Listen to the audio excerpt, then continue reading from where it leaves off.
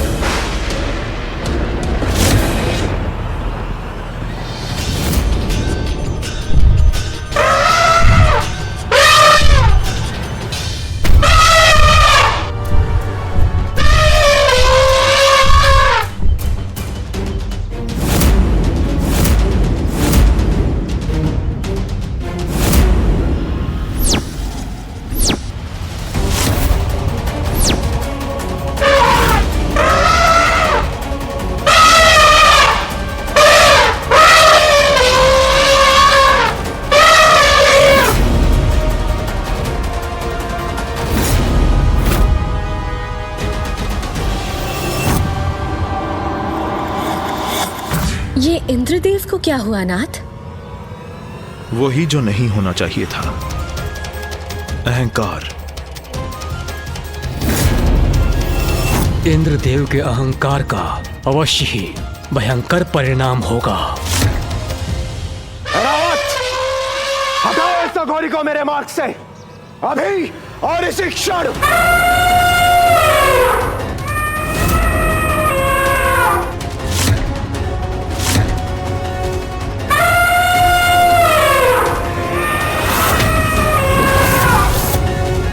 तो इसलिए ऐरावत का आवाहन किया था इंद्रदेव ने। इस परीक्षा में तो असफल होते ही प्रतीत हो रहे हैं इंद्रदेव। ऐरावत, कुचलो या ठोकर मारो, किंतु हटाओ इस अघोरी को मेरे मार्ग से, यह मेरा आदेश है।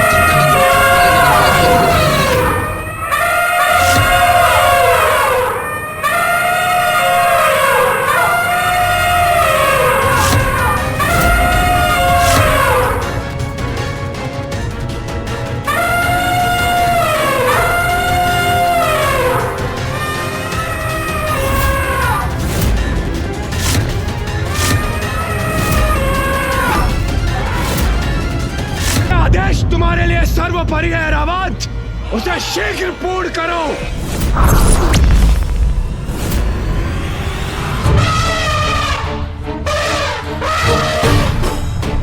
देवराज का इतना दुस्साहस!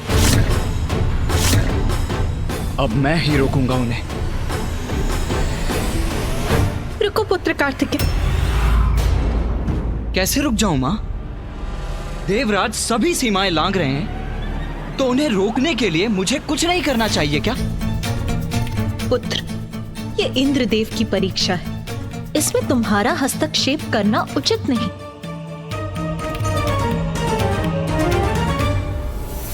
उचित है मां।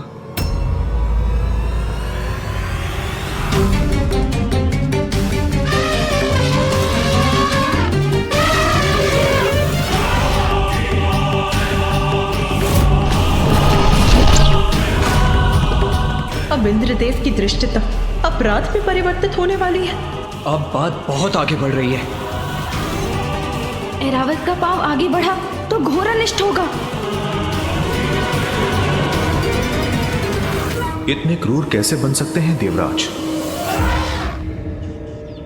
अब या तो तुम हटोगे या फिर मिटोगे मूर्ख अघोरी। ये उचित नहीं कर रहे आप इंद्रदेव, ये उचित नहीं कर रहे आप।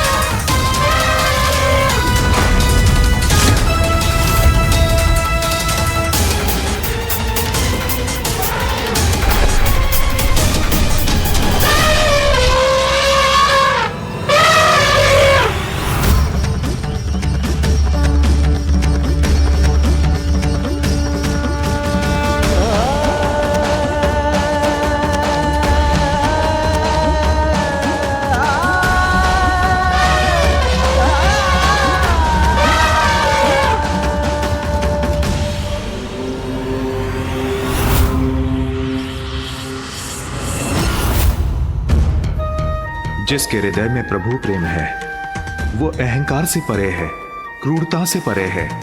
ऐरावत ऐसे ही भक्त हैं। धन्य है ऐरावत। प्रभु भक्ति से ही ऐरावत ने इतना बड़ा अनर्थ होने से रोक दिया। सेवक होते हुए भी ऐरावत जी ने इंद्रदेव को बहुत बड़े दोष से बचा लिया। सब कुशल है, यथावत है। धन्यवाद प्रभु का, जो उन्होंने इस घोर अनिष्ट को रोक दिया। किंतु इंद्रदेव को भी शांत होना चाहिए।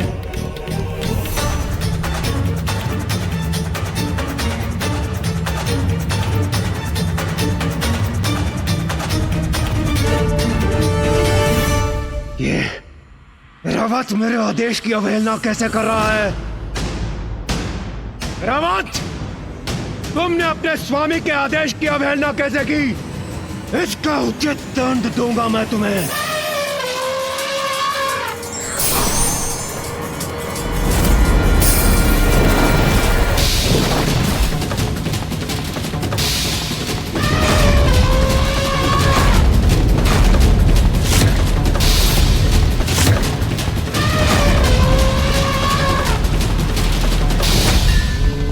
निर्बल और निर्दोष जीव जंतुओं पर आघात अत्याचार होता है, और अत्याचार शक्ति का नहीं, दुर्बलता और व्यक्ति के अंतर की रिक्तता का परिचय देता है।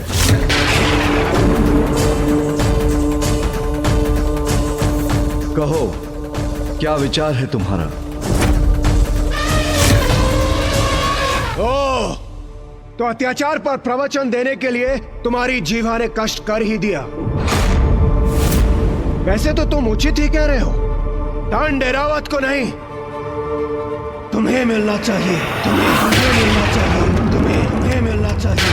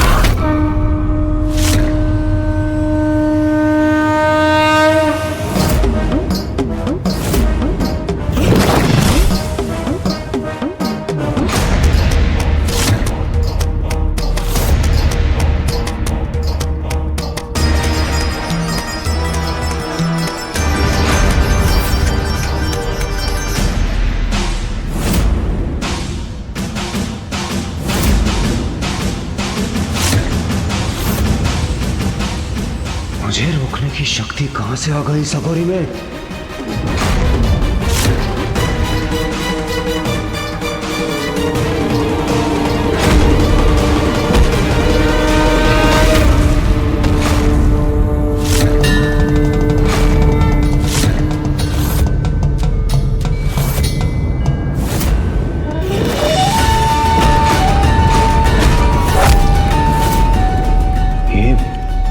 ये क्या हुआ?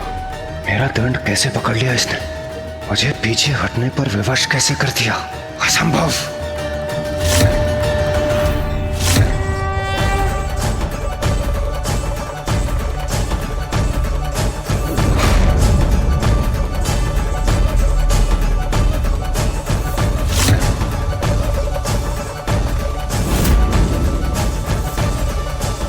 तुम अभी भी नहीं समझ पाए देवराज, जो सच्चे मन से प्रभु भक्ति करते हैं उनका कभी कोई अनिष्ट नहीं हो सकता। ऐसा प्रचंड और भव्य व्यक्तित्व कौन है ये अघोरी? अहंकार वो विकार है जिसके वश में आने पर व्यक्ति जो भी करता है अनुचित ही करता है और अकारण अन्य सभी जीवों को कष्ट पहुंचाता है।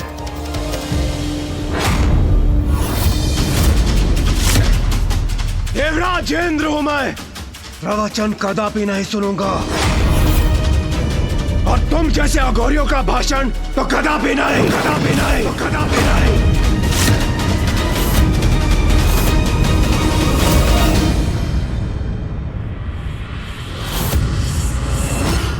अब तो ये अपने आसन से उठ गए हैं। आइए हम भी जरा हटकर आगे चलते हैं। ए अघोरी, हटो एक और। कैसा हट है इंद्रदेव? हम उनसे हटकर जा सकते हैं। आइए आइए चलिए।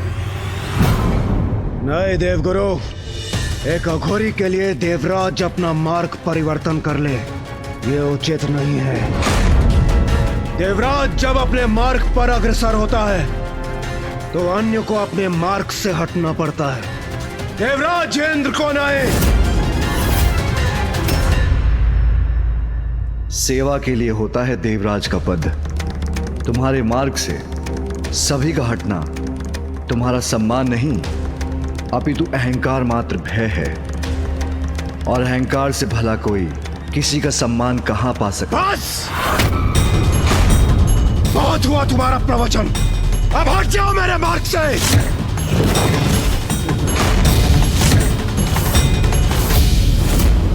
तुम्हें देखकर तो ये इच्छा हो रही है कि अपने मुष्टि प्रहार से मैं तुम्हारे इस गर्व भरे मुख पर वार करूं और हटा दूं तुम्हें अपने मार्ग से।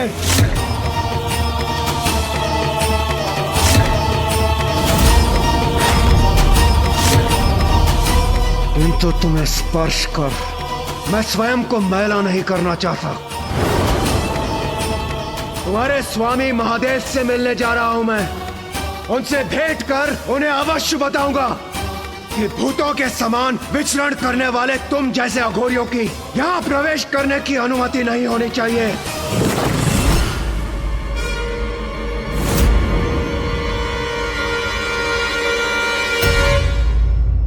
तुम्हें तो धक्के मार मार कर वही भेज देना चाहिए जो तुम्हारा स्थान है, शमशान, शमशान, शमशान।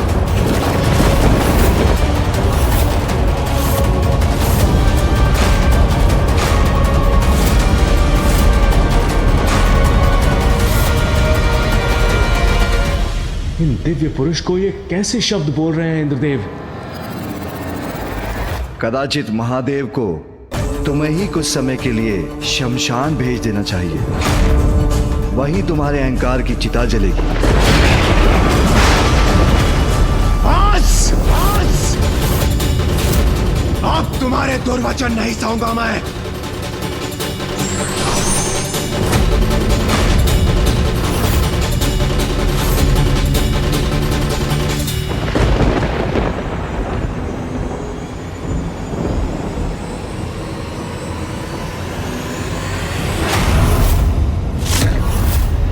रुक जाइए इंद्रदेव, रुक जाइए।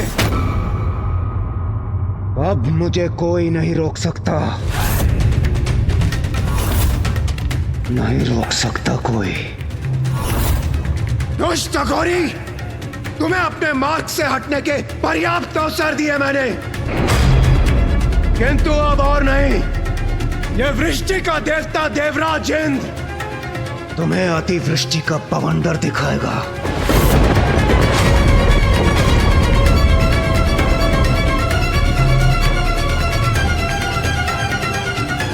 इंद्रदेव कदाचित अपना अंतिम अवसर भी गंवाने जा रहे हैं।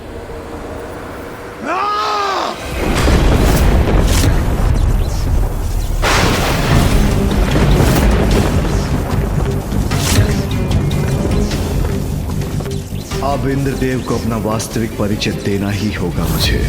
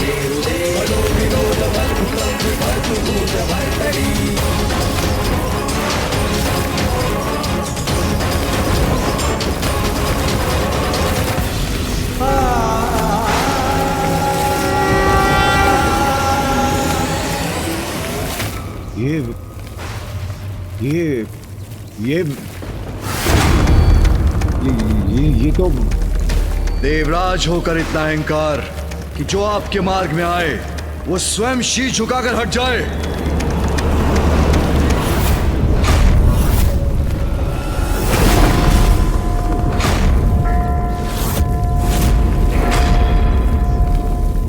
देवराज, महादेव, देवता होने से अहंकार का अधिकार प्राप्त नहीं होता, अपितु देवताओं का मूल कर्तव्य है दूसरों के प्रति सहानुभूति और सभी जीवों के प्रति सेवा। तुमने ऐरावत को मुझे कुचलने का आदेश दिया। तुम उसके स्वामी हो, इसलिए वो तुम्हारा आदेश मानने पर विवश हो गया, किंतु उसने मुझे पहचान लिया और भक्ति भाव के कारण उसके नेत्र अश्रु से भर आए, किंतु तुम्हारे नेत्र, उन पर तो अहंकार का आवरण था। भविष्य में यदि कोई असहाय और असमर्थ व्यक्ति तुम्हारे पथ में आएगा तो क्या उसे भी कुचल दोगे या उस पर वज्र चलाने के लिए तैयार हो जाओगे? क्या निरीह प्राणी पर चलाने के लिए तुम्हें वज्र प्रदान किया गया है देवराज?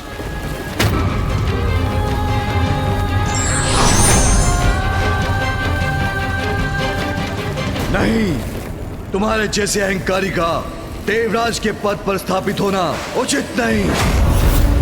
संसार को तुम्हारे जैसे देवराज की आवश्यकता नहीं।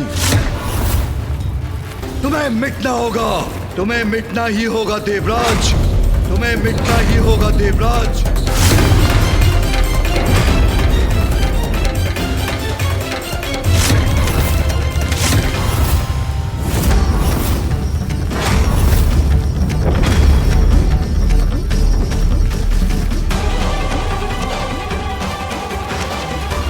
ये कैसा अनर्थ होने जा रहा है? महादेव, क्षमा महादेव, क्षमा।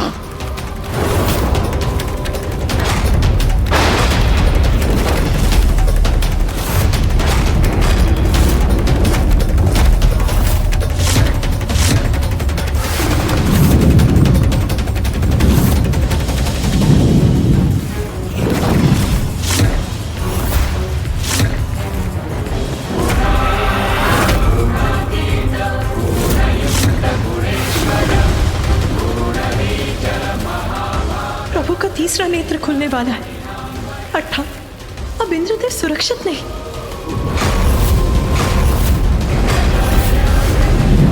इंद्रदेव ने कैसे संकट को निमंत्रण दे डाला?